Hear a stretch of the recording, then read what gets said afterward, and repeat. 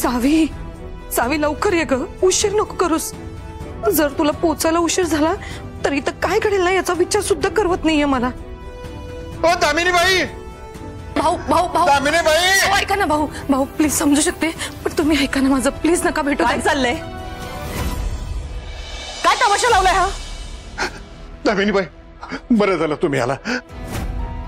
मला तुम्हाला भेटायचं, हा सोडी ना मला आतमध्ये। मॅडम हे तुम्हालाच भेटायला आलेले, मी सांगते ना भेटणं शक्य नाही, हे ऐकायलाच तयार नाही। तुला अक्कल नाहीये का?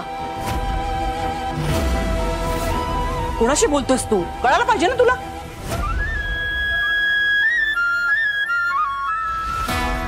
भाऊराव, भाऊ या ना, होय या।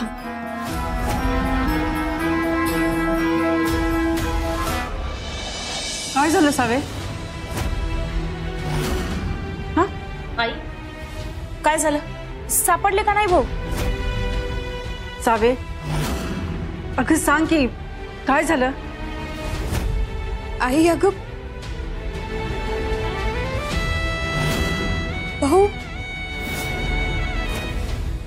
भाऊ तिकडं। तिकडे तिकडे म्हणजे कुठं?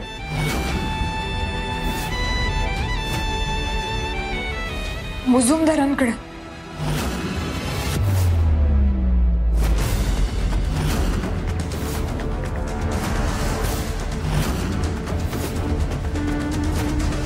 Bye bye bye bye bye bye, काय वय हे?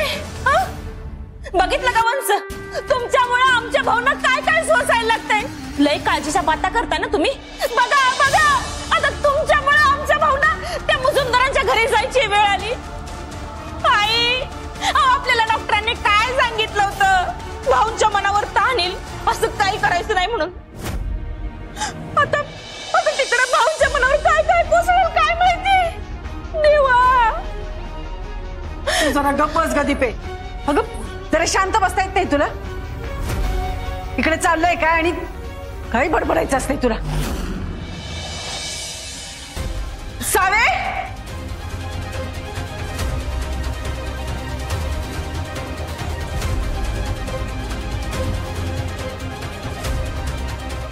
Save save